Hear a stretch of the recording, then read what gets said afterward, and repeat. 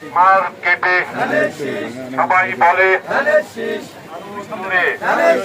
তালে তালে আরো জোরে খালেক জিয়ার তারেক রহমানের সবাই বলো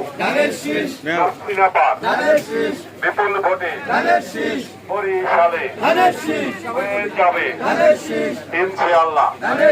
ব্যবসায়ী ভাইরা সবাই বলে আরো জোরে তালে তালে সবাই বলো ব্যবসায়ী ভাইরা ভোট দেবে ধানের শীষে সবাই বলো সামনে কারা বামে কারা পিছনে কারা ডাইনে কারা সবাই বলে বিপুল ভোটে এবার জিতবে সবাই বলো ধানের শীষ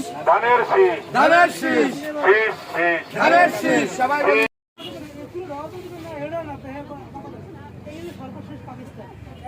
মাঠে নেমেছি তারই ধারাবাহিকতায় আজকে এই 10 নং ওয়ার্ড বিএনপি কর্তৃক এই লিফলেট বিতরণ করেছি এবং ব্যবসায়ীদের মাঝে গিয়েছি এবং তাদের সকলকে এই 31 দফার সুফল সম্পর্কে আমরা বোঝানোর চেষ্টা করেছি।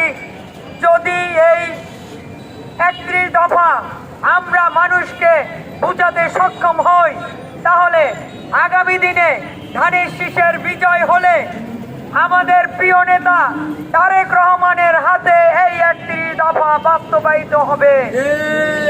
আপনারা জানেন এই 31 দফার মধ্যে রয়েছে কৃষক মেহনতি সকল শ্রেণীর মানুষের সকল সুবিধা।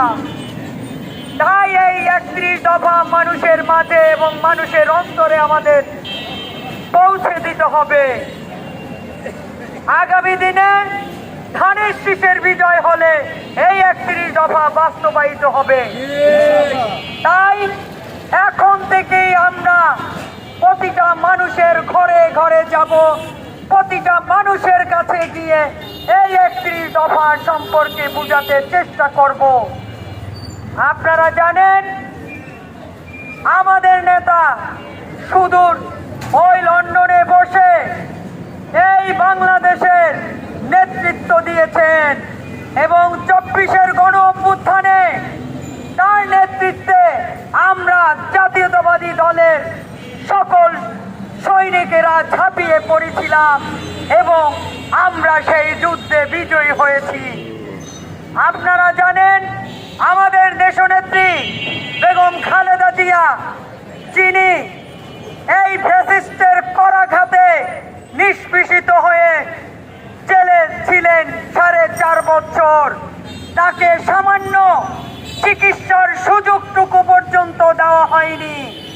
আপনারা জানেন আমাদের নেত্রীকে ওই ফ্যাসিস্ট আওয়ামী লীগরা টেনে হিসড়ে তার বাড়ি থেকে নামিয়ে দিয়েছিল।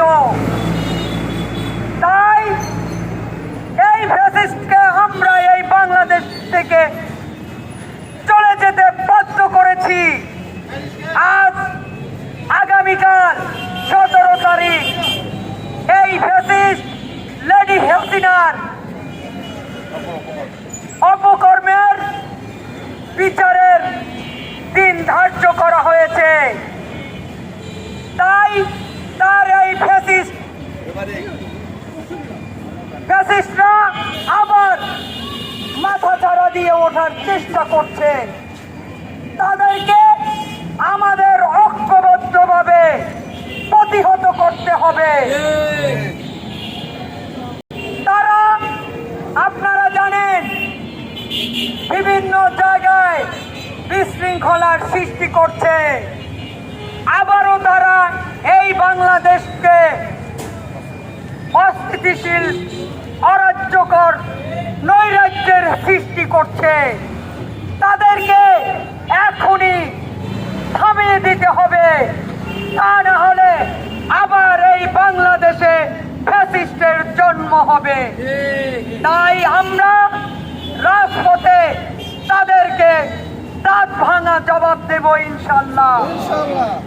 আজকে আমরা সারা রাত এই ফ্যাসিস্ট হাসিনার কুলাঙ্গাররা যাতে